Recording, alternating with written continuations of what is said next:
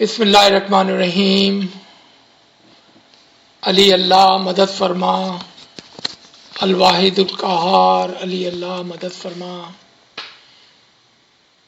या मौला तौफीक, ताहीद, हिम्मत व यारी। या मौलाए ज़मान, या इमाम ज़मान, तौफीक, ताहीद, हिम्मत व यारी। Ya Mullah, you know we are very, very weak in all our deeds, in our knowledge, in our practice, in our understanding, in our following, in our ibadat, in our dua, in our tasbiyat, in our giriyawazari. But we also know, Mullah, you are most merciful and you love us very, very much. Mullah, we ask you to look at your mercy, not our shortcomings. And Mullah, we ask you to be with us in this session as we need your help, we need your hand on our shoulder so we can speak, we can listen, and we can understand the concepts we are about to discuss. Tawfiq, Taheed, Himmat wa Yari Mola.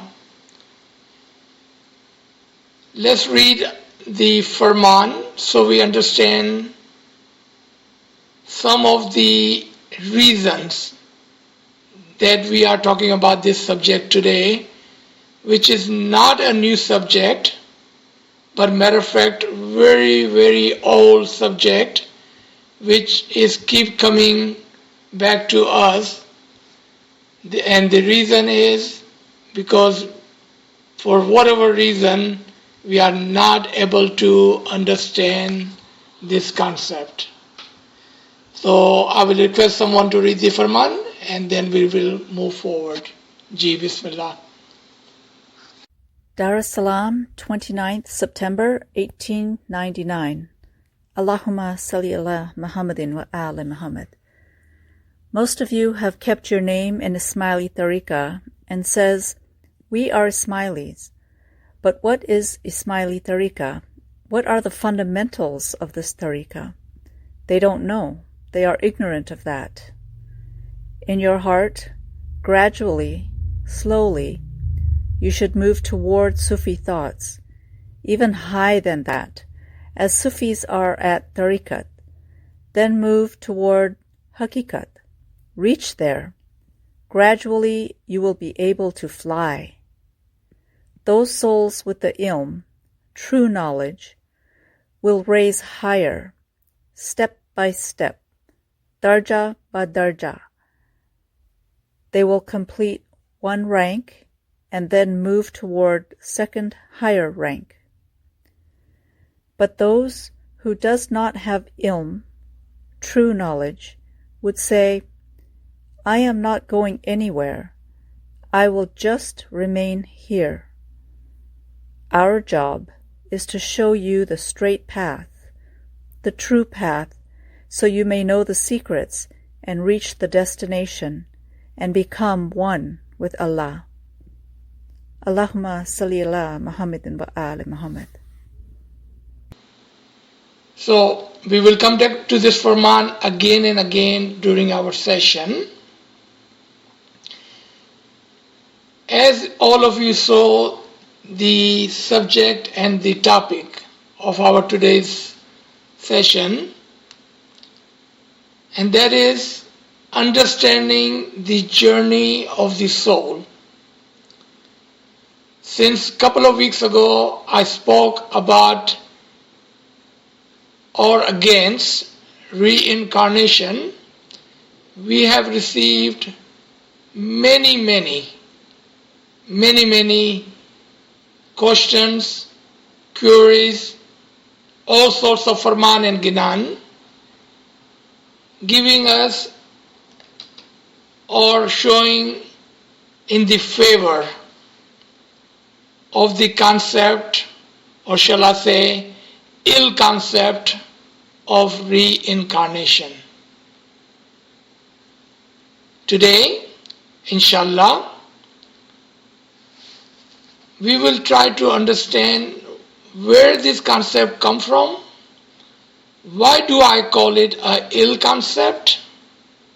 What makes it an ill concept? What Imam says about it? What Ginan says about it? What Quran says about it? And what does our Dais and Peers and Ahadith says about this concept? And we will try to cover as much as possible. And of course, at the end, we will try to recap and we will take some question. And if still there is any confusion, then we can talk about it. So let's look at the topic and the subject. We have divided this into 3 subjects. 1, Hinduism, in which the concept is of the cycle of life and death and rebirth. In Islam, in Muslims, the concept of heaven and hell. And in Ismaili Tariqah, in our Tariqah of Islam, the concept is Inna Allaha wa inna ilahi raji'un. We are from Him and will go back to Him. We shall return back to Him. Now, let's start from the top. And that will answer why do we believe in reincarnation? What makes us believe and follow the Hindu mythology, the concepts which are over 5,000 years old? Why are we still talking about it when we been Ismailis? We were converted to Ismailis over 600 years ago. And so let's come and analyze this portion first. First, like I said, the Hindu Tariqah, the Hindu religion, is over 5,000 years old. Right after Adam and between Adam and Hazrat Noah, this religion was started. Of course, it was not called Hindu, or they were not called Hinduism or anything like that. Because at that time, at the time of prophets, and in between Adam and Noah, this was a true religion with current prophets and current knowledge. What does it mean, current? Meaning they were following the prophets of their time, and therefore they were understanding and they were on the right path. But then what happened? After Hazrat Noah, when Hazrat Ibrahim came, and when he started to speak about Tawheed, the oneness of God, those people refuse to follow this current and the true prophet. So what happened at that time? They said, what we have and what we have understood from the talimat of Adam and Hazrat Noah, which were current and true knowledge, but it was no longer current knowledge. So they did not follow Ibrahim. So now think about it. If you had cooked some food yesterday, day before yesterday, last week, last month, that is no longer fresh food. It may not be good for your health. Why Allah Ta'ala, Khudawan Ta'ala, has always have sent new knowledge, current knowledge, 124,000 prophets, and always have Imam-e-Zaman in all time and all ages. So he can guide us on the true current path. So, those who followed Ibrahim and the prophets after him, the one we call people of the book, Al-Kitab, the people of the Tawheed, people who believe in one God, the concept that people of the book follows of one God, and the people who did not stay or follow Hazrat Ibrahim in his time and were left behind, the one we call them today Hindus or Buddhists.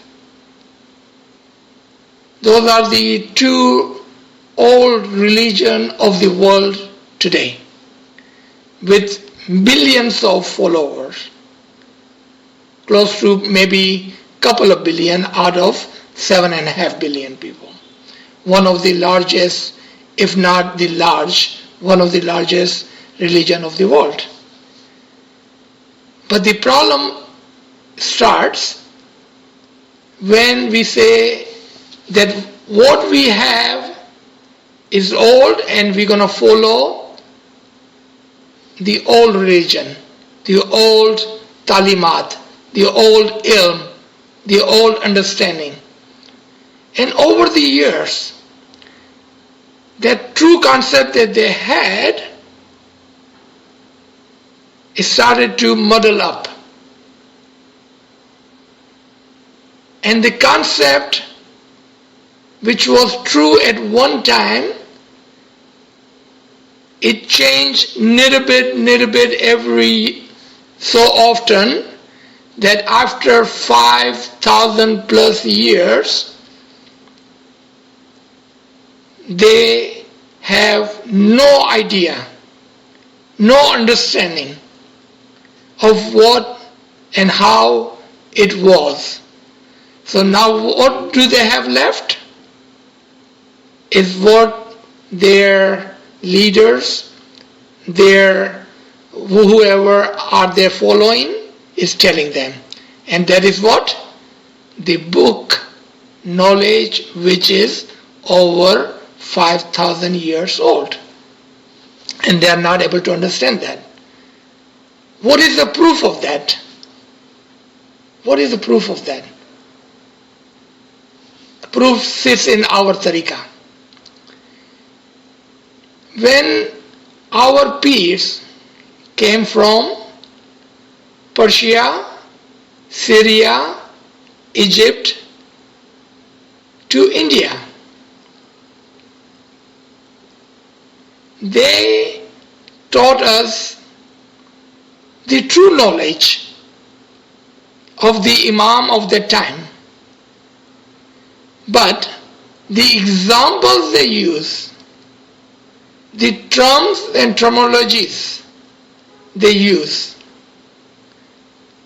was the terms that we understood as we were becoming Ismailis from Hindus. Let's take an example. Today, if I had to give you an example, and you have never lived in any other country but, let's say, USA or Canada, would an example of Africa, India, Pakistan, Malaysia, Indonesia would work for you? No, it would not work for you. What example would I have to use? What terms and terminologies, the symbols and example would I have to use? The one that you would understand. And what language would I have to use? The language that you understand. Why are we having this session in English today? Because that is the language of the land. Just like that, when our peers came from all these different places with their languages like Arabic and Persian and Urdu, we did not understand their language, nor we understood the terms and terminologies of the Islam. So, because they were with the nur of the Imam, they quickly learned the language of the land. They learned our tariqah, which was Hinduism. They learned the terms and the terminologies that we would use, and they taught us something from the Quran. They were still giving us the knowledge of the Quran, but the language they were using was the language that we understood. And Imam in his Farman uses a word, you Khojas. Imam doesn't say you Ismailis, says you Khojas.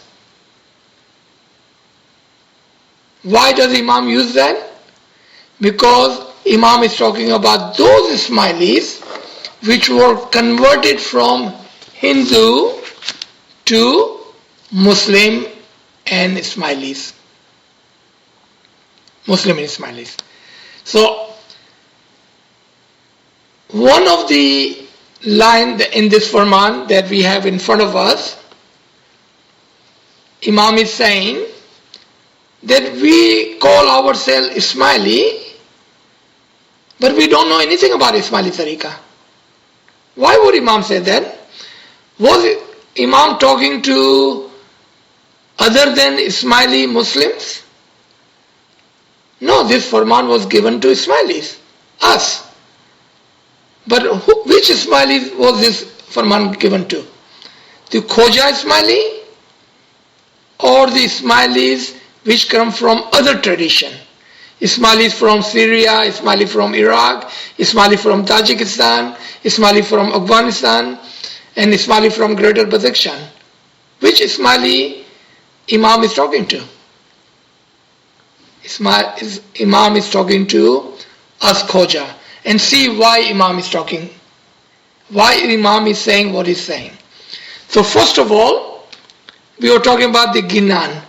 In one of the Farman, Imam Aka Sultan Muhammad Shah, may our soul be sacrificed to the Imam, says, the Ginans are translation of Quran.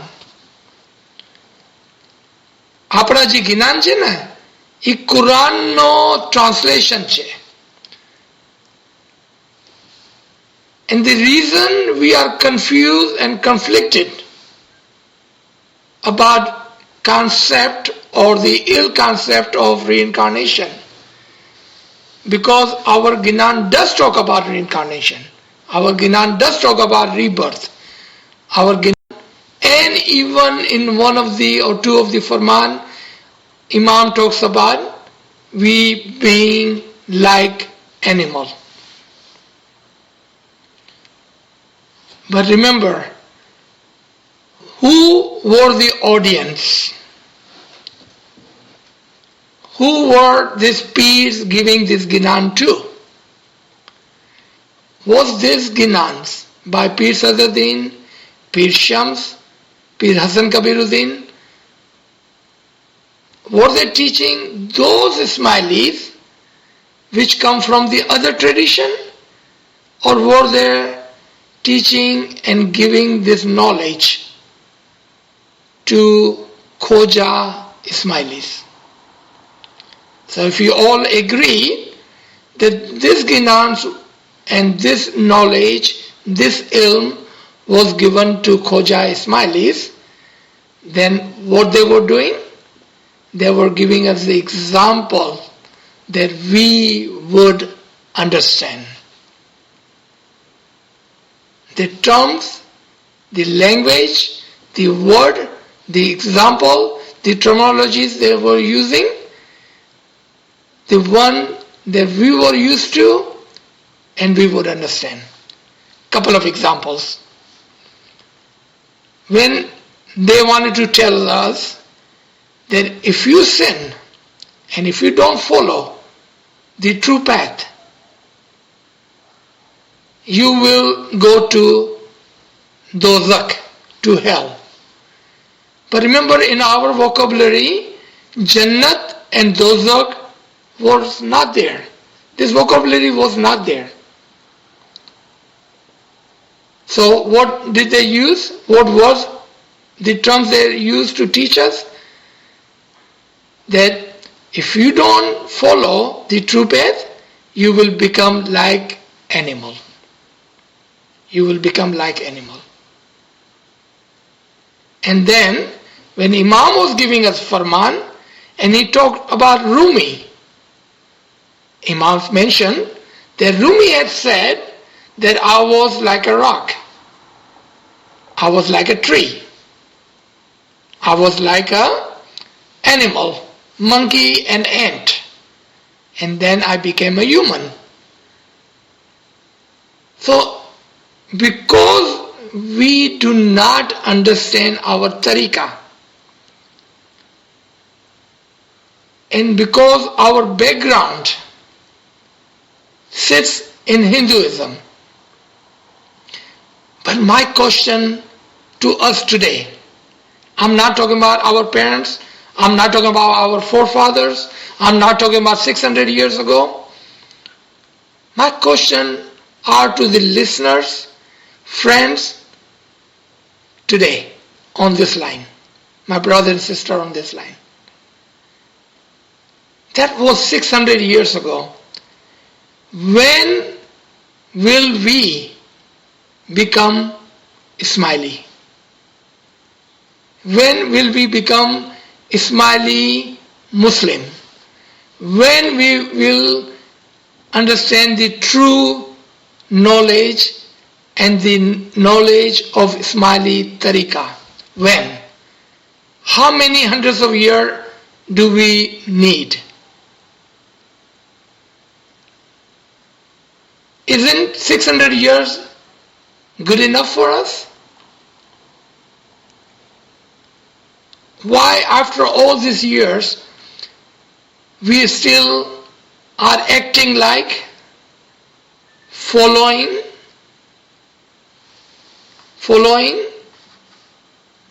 a religion which is a stale religion, old religion, with no current imam and no current prophet in over 5,000 years. There is no argument here. So what is the concept in Islam of birth and rebirth? What is the concept of Ismaili tariqah, of the soul, of the journey of the soul? What is it? That is what we should be listening to, reading, understanding, and then following. So I made some note. the reason for us to believe in birth and cycle of life and death and then rebirth. So first example, Hindu mythology of the life and death and rebirth is on a linear line. एक सीधी लकीर के ऊपर है वो, on a linear line. You are born, you do good, you do bad, you are reborn again. You do good, you do bad, you are reborn again. If you do bad, you are reborn as poor, sick, or some other kind of birth, or you become one of the animals. But on linear line, Islamic knowledge, theology, the mythology, the concept is on vertical line. Number one. First I'm going to say vertical line for us to easily understand compared to linear line. Our concept is on vertical line of Islam. Ismaili Tariqa, our concept is on circular, is in round, in a complete circle. Do you see three different understanding? The school of thought. Hinduism, linear line. Islam, vertical line. Ismaili Tariqa, in circle. And we will learn all this today. Again, let's come back to Hindu way of thinking. Not Ismaili way of thinking. Hindu way of thinking. Because they do not believe in progressing our soul step by step. दर्जा ब दर्जा ऊपर जाने का जो concept है on a vertical line, they don't have that. They have a linear line. So birth, death, rebirth, death, rebirth on a linear line. Why? And how can we reject that? Logically, very, very logically. If that was correct, that concept was correct, if that concept was correct, then let's say that we were here before because we sinned or we did good and we are reborn again. We took a rebirth, reincarnation. If I did bad, then why am I Ismaili?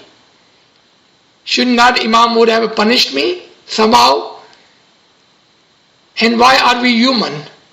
Should I not have been punished and become an animal? Number one, logical. Think about this for a second.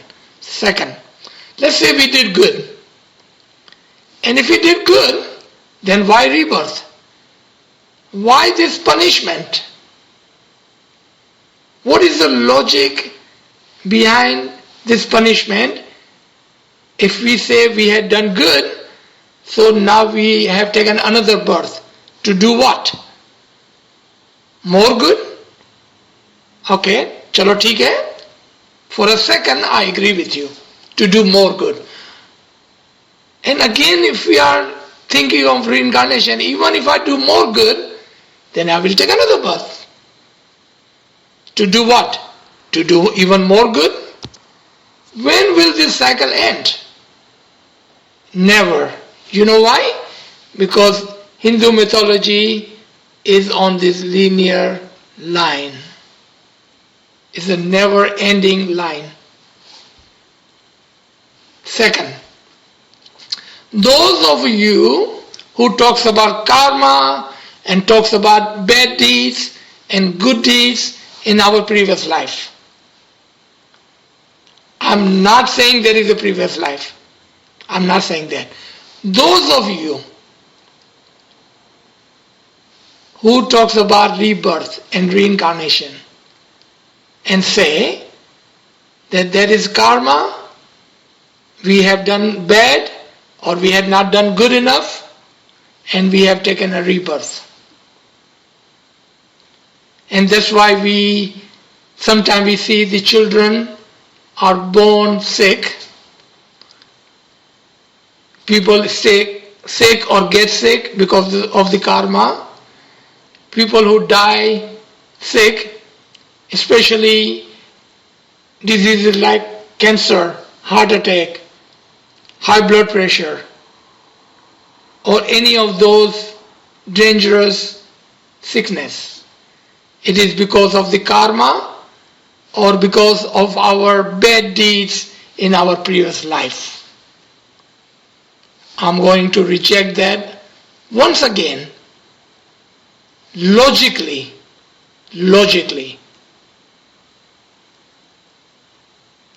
If anyone on this line is saying that a child is born sick, or child is born poor, or child is born handicapped, or child is born in any way, whatever judgment that you are passing on that child. And I'm saying judgment you are passing on that child. You are saying because he was gunegar, sinful in the previous life, that's why he is born sick. Then remember, be careful. Our previous Imam Aka Sultan Muhammad Shah, may my soul be sacrificed to that Imam. He was born sick. He had eye disease. Matter of fact, when he was 3-4 years old, doctor had declared and have told Mata Salamat, Mullah's mother, that this child will not last long, maybe a year, maybe 2. Then what did we see? That Sultan Muhammad Shah had the longest imamat in Imam's history, 72 years of imamat. Was he continued to be sick? Yes. अगर आप कारमा की बात करते हैं तो खुदा ना खास्ता मौला हमको माफ करे, हम ये कहते हैं कि मौला ने अपने पिछले जन्म में, are we saying that Imam in his previous life was so sinful that not only he was born sick, he remained sick for the rest of his life, and even at the time of death, time that he changed his jama, the time he left physical body, last 3 years, from 54 to 57, he became so sick that most of the time he would send his sons and his grandsons to do Jamaati work because he could not make it due to sickness. So are we saying that in his previous life he had done so much sin? What are we saying? Just thinking and passing the judgment on a child who is born sick, who is born handicapped, or the person who is sick today, or the person who is dying due to the sickness today. If you are passing a judgment on them, be careful. Again, last warning, be careful. You are committing a sin. Not only on your own behalf and soul, but when you say things like that to the others, within your friend circle, within your family, within your group, you are also making them sinful. please, please, become Ismaili. Do not be the Ismaili in the name only. Our tariqa, Ismaili, is in the Islam. The Ismaili tariqa is within the Islam. Ismaili tariqa is not in Hinduism. If you want to go back and look at the books and see if you can find Ismailis in Hinduism, you will not. There is no Ismaili tariqa in Hinduism. Ismaili tariqa is a part of the Islam religion.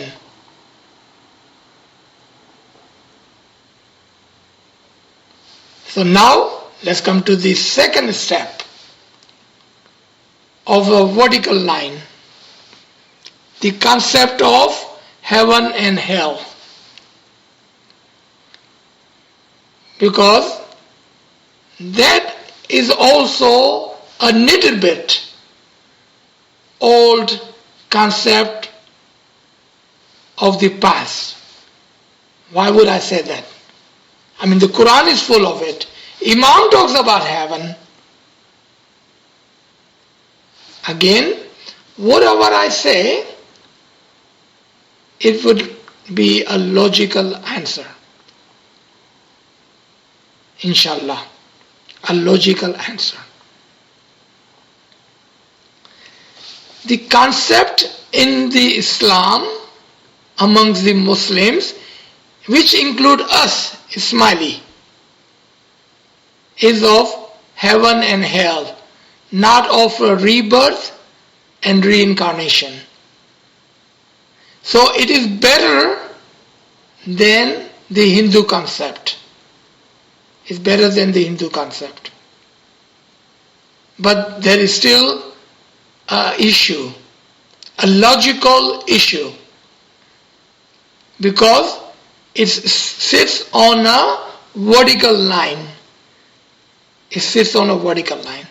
So what do they say? You do good, you will go to heaven. You will do bad, you will go to hell. And what do they say about hell? So let's talk about hell first. You will burn there, and you will burn there, and you will burn there for the eternity. What is wrong with that concept? Then again, my question to all of you on this line is, where is the mercy of the Imam? Where is the Rahman and Rahim? Why do we call Imam merciful? Why do we say Imam loves us? Same applies to concept of reincarnation. Where is the rahmat of the Imam when our soul is being reborn, and we never become one with the Imam? Where is the Imam's mercy? Where is Imam's love for us? And if we believe in hell, the way other non-Ismaili Muslims believe, that our soul will be burned in the hell for eternity, two questions arises, two problems. One, are we not born with one single नफ्सुन Waheeda? क्या हम इमाम की रूह से इस दुनिया में पैदा नहीं हुए हैं? Are we not born with Imam's soul, the one single soul of Allah in this world? And if you are Ismaili, and if you have understood Imam's Farman, and if you have listened to Imam's talk about nafsun waida, then are you saying that Allah will burn Imam's soul, this nafsun wahida, the single soul of the Imam, which is in us, and because we have done something wrong, He will burn us for eternity? Are you saying that? Be careful. Be careful.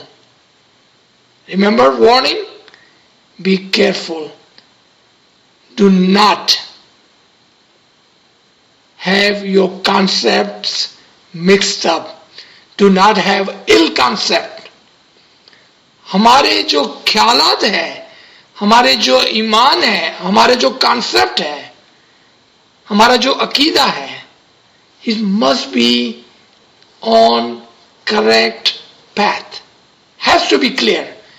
It cannot be 50-50. Imam in one of his farman says that why do you have your heart on two ways? Why you have your heart on two ways? And I will pull this reference and then I will read. Imam says कि आपका ख्याल, आपका ईमान दो रास्ते पर क्यों है? एक जो जिस्मानी है, which is physical, एक जो रूहानी है, of the soul. Imam said, make your concept, your khayal, your thoughts on what is of the soul, of the one soul. Make your concept of the one soul. Imam is asking, why you have your thoughts on two ways? Can we apply the same Furman? Why are we calling ourselves Ismaili but following Hindu mythology? Why are we calling ourselves the follower of the Imam and we are calling ourselves Ismaili Muslims, but then our concept is of the Hinduism? Why? What is the reason? Yes, I understand. Our peers have used the language that we understood. And you will bring 10 ginans in front of me. And if you give me permission, I can take each one of those ginans and I can prove it to you logically that peers are talking about Ismaili Tariqa because they were never teaching us Hinduism. Because we were already Hindu. They did not have to teach us Hinduism. They were using the language that we understood. The examples that we understood. In the time that we were becoming Ismaili Khojas. Come back to the heaven and hell concept. Heaven and hell concept. Let's say that we do good and we go to Jannat. Then there is still a problem. Because Imam in his Farman has said, even Jannat is a jail cell. Then we must understand as a Muslim Ismaili, what is Jannat and what is Dozak? Jannat is on steps. We wanted to go to Jannat, but not the first Jannat, not the second Jannat, not the third Jannat, not the fourth Jannat, not the fifth Jannat, not the sixth Jannat, not the seventh Jannat, but we want to go to the eighth heaven. Dozak is a life of ignorancy. In one place, Imam Aka Sultan Muhammad Shah, may our soul be sacrificed to him, he was attending a conference and one of the speakers talked about that if we are not recognizing and if we don't understand the teaching of the Prophet Muhammad and Imams, then we will burn in the fire of ignorancy. Fire of ignorancy. Mola was present there. So Mola corrected him by saying, those who does not understand the batin of the Islam and does not have a recognition of Imam are in dozak today in the fire of ignorancy. तो देखा आपने, जन्नत और दोज़ख, the hell and the heaven are present today. If you are with the Imam, you are in heaven today. If you don't have a recognition of Imam, you are in the fire of ignorancy in hell today. So do you see where the issue starts? So even this concept that we wanted to go to heaven is not a, it is a correct concept, but not exactly the way we understand. So what do we have to do? We have to listen to Imam's Farman more. We have to listen to our dais and peers more. We have to read Quran and other books further.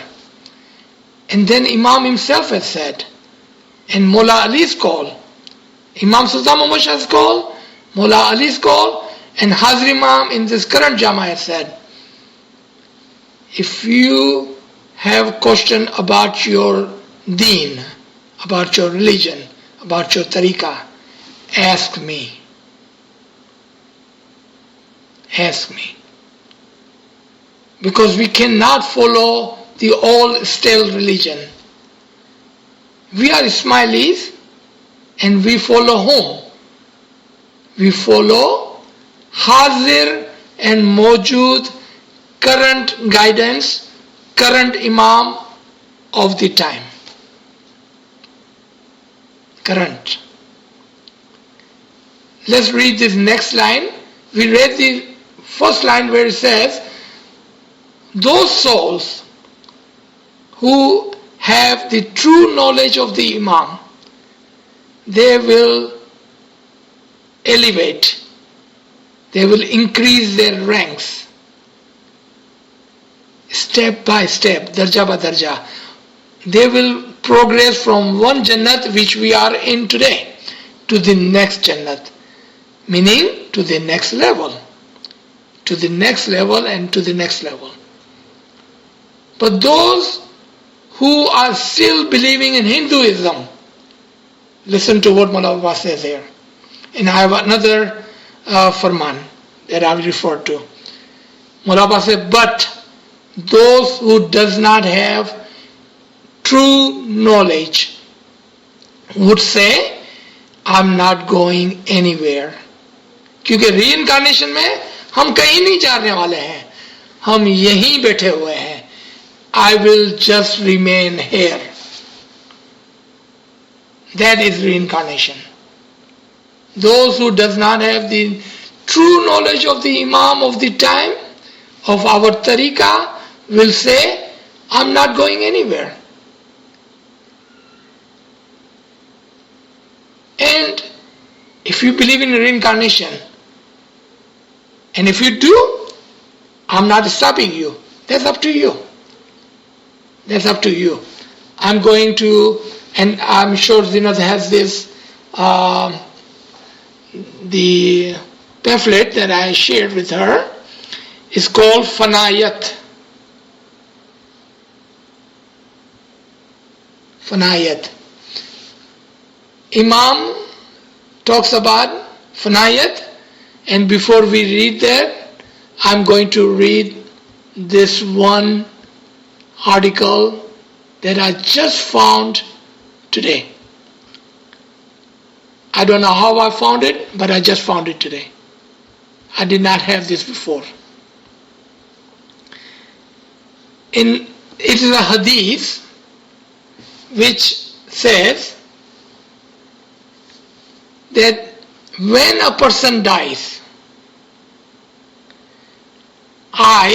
because it is the hadith of Prophet Muhammad says, I and Mullah Ali, we will come to them. We will sit next to the soul and we will ask them, where would you like to go? Where would you like to go? And if they say, we are not going anywhere, I like to remain here in this world, then we send them back to this world. Aapne dekha what I am trying to say? Listen to it very carefully. Hadith says, when a person dies, and if he or she wish to remain in this world, if they believe in reincarnation, because that was their belief and that was their understanding and that was their will, then we will send them back to this world. Further it says, and this is riwayat is from Imam Jafar Sadiq, and I can share this reference with you.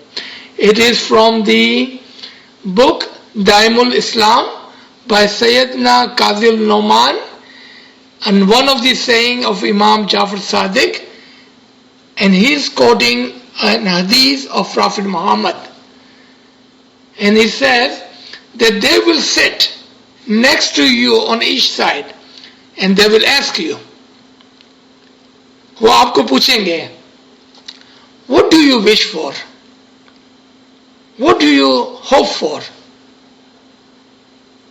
If you have never hoped for anything but reincarnation, if you always thought that when you die you will become another human, or khuda na khasta, God forbid, one of the animal, and if you are judging yourself that I am bad and sinful, and because I believe in reincarnation, I think I'm going to become a donkey or horse or dog or something, whatever you are thinking, and that is the best hope you had for your soul, then this hadith says they will take your hope and your wish and your will and they will send you back.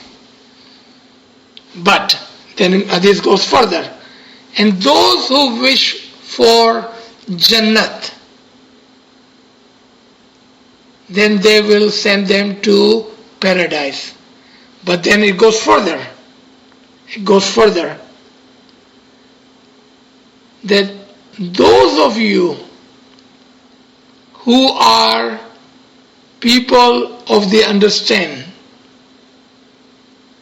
and if they wish for things even further than that, then they will be granted that wish. Alright? Now let's come to this farman. It is farman, is called farman of the fanayat. Fanayat ka matlab hota hai fanafi imam, fanafi Allah. And I have shared all this with them, and they should be able to share or even display on this screen now. Hazrat Maulana Aka Saza Muhammad Shah in Betul Kyal Farman in Pune, India, February 10, 1910 says, what you want to see at the end, Akhirat, in your afterlife, try to see it within this life. You can see all of that within 6 months, even 3 months. What you are wishing to see hereafter. I remember some lady was questioning when I said, you can see the nur, the spark of the nur in very short time. And she was saying, but Imam said, it is not your right, but you will see it whenever I wish. But remember, Imam wants to give us the light, the spark, the nur. How do we understand this Farman? When Imam said, at least once in your lifetime, I wish you will have the didar of my nur. How come we don't pay attention to that, but we are holding on to where Imam said, it is not your right, and you may not see it in this lifetime?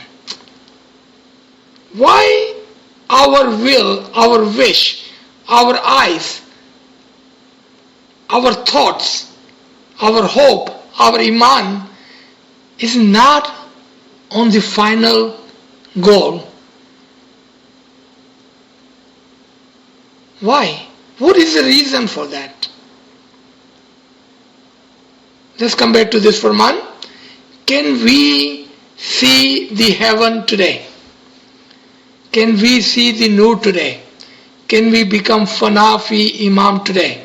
I'm not talking about after dying. I'm not talking about after dying. Who wants to wait to be dead? What is the fun in dying and then having all of this? No, that's not me. Are you? Do you want to wait until you die before you see the nur? Do you want to see the heaven after you die? No. That is not my wish or will or thought or concept or understanding or hope. Listen to what Imam is saying. I'm not saying this. I'm just following what Imam has said, what Imam wants from us. What you want to see at the end in Akhirat, after life, try to see it within this life. You can see all of that within 6 months, even 3 months. What you are wishing to see hereafter. You try and practice to die. Mutu kabla anta mutu, meaning utilize your complete power, undivided attention on the word bol, but it is hard. Imam say, I understand, it is hard. And you will not be able to sit, hence you may not be able to concentrate for half an hour. What you want, listen to this word, what you want, what you wish to see in afterlife, you can see in this life. Then Mullah gives a condition. Mullah says, but the condition is to practice mutu qabla. Try to take your soul out at least once in your lifetime, so you can have the didar of the nur, you can see the paradise. Okay, I'm sure there are questions running through our minds. Can we see the paradise right now, today? Can Imam bring the paradise close to us so we can see it? Can he do that? Here we go. Let's look at a couple of Quranic references. The first reference is Surah Muhammad, Surah number 47, ayat number 7. I hope those who like to learn would have paper and pencil in their hand. Don't take my word for it. Check this reference. 47:7. Surah 47:7. And he will admit them, who? Righteous people, into the paradise, into the heaven. Which heaven? Which would be known to them. मैं उर्दू में एक मरतबा बोलता हूँ, then I will translate in English. आपको उस जन्नत में खुदावन ताला ले जाएगा जिसको आप पहले से जानते होगे. You will be entered into the paradise which will be known to you in this lifetime.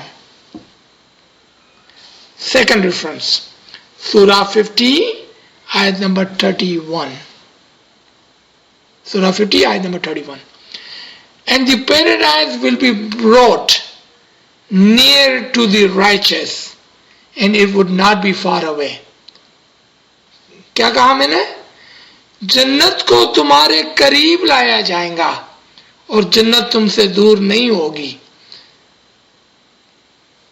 Heaven, the paradise will be brought near to the righteous and will not be far away. So now the question was, do we understand what paradise is? And do we understand what is hell? क्योंकि हम जन्नत और दोज़ख को ही नहीं जानते हैं, तो फिर हम कौन सी जन्नत में जाने की ख्वाहिश करते हैं? मौला अपने एक फरमान में फरमाते हैं कि आप उस जन्नत में जाएंगे where you will have a fruit and you will have a food and you will have a woman and you will rest and rest and rest. Is that the heaven that you wanted to go to? Those are the ill concept, physical wish of the physical things. Mawla has given us each and every farman. If we read, if we understand, if we don't understand, ask question, and then if we follow, then in this lifetime, I'm again saying with confidence, with 100% certainty, we do not have to die to be the paradise today. We do not have to die to have the nur of the Imam, the recognition of the Imam today. We do not have to die to see and recognize our own soul today.